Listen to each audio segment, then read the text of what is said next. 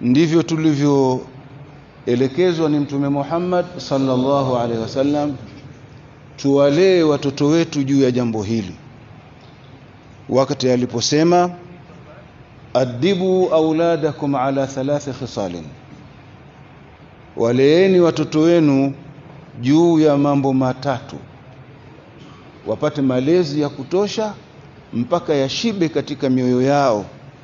Mambo matatu: la kwanza hubbi nabiyikum, kumpenda mtume wenu,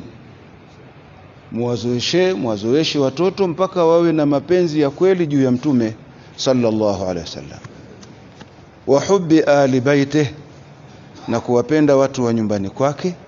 Wa tilawati alquran, na muwalee watoto wenu juu ya kusoma Qur'an. Fa inna hamalata alquran fi dhilli arshi llah yawma la dhilla illa dhilluh, watakaoibeba Qur'an siku ya kiyama watakuwa katika kivuli cha arshi ya Mwenyezi Mungu subhanahu wa ta'ala. Na fadhila hii hawataipata wale watoto tu, bali na wazazi wawili watakaosimamia jambo hili watakwenda kupandishwa daraja ni Mwenyezi Mungu subhanahu wa ta'ala kwa kiasi na kiwango cha aya walizozihifadhi watoto wao. Kwa hiyo watoto wao kama mmoja atakuwa amehifadhi aya 3, basi mzazi huyo atanyanyuliwa daraja 3 hivyo hivyo. Basi nakwenda mpaka kama amehifadhi aya 100 ni daraja 100 mpaka mwisho wa Qur'an.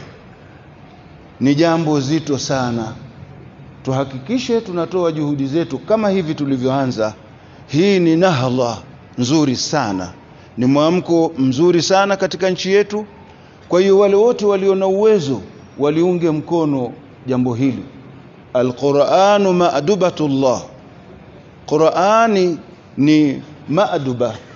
Ma'duba ni meza iliyoandaliwa ikiwa imejazwa vyakula wanavyovihitajia watu. Kwa hiyo bwana Mtume Muhammad sallallahu alaihi wasallam anasema someni kitabu cha Mwenyezi Mungu subhanahu wa ta'ala.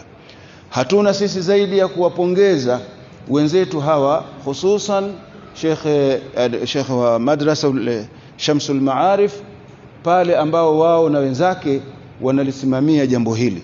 Na hapa msikitini kila mwaka huwa tunatoa fursa hii kwa ajili ya kuweza kuwachuja watoto wetu na waondoke hapa, wakienda huko waende wakatonyunyalie bendera ya Arusha, bendera ya kanda ya kaskazini.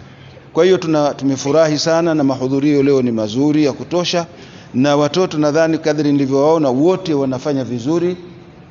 Hili ndilo agizo lenu: adibu auladakum ala 3 khisalin hubbi nabiyikum wa hubbi ali baitih wa tilawati alquran fa inna hamalata alquran fi dhilli arshi llahi yawma la dhilla illa dhilluh.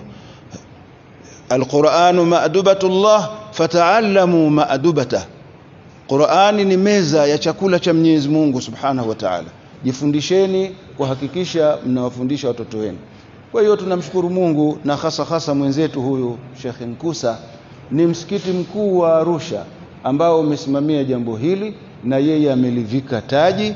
Tumshukuru Mungu subhanahu wa ta'ala. Lakini Allah, ndugu zangu wazazi, tusije tukazikosa daraja hizo za kuweza kupandishwa kwa kiasi cha zile alizozihifadhi mtoto wako siku ya kiyama. Allah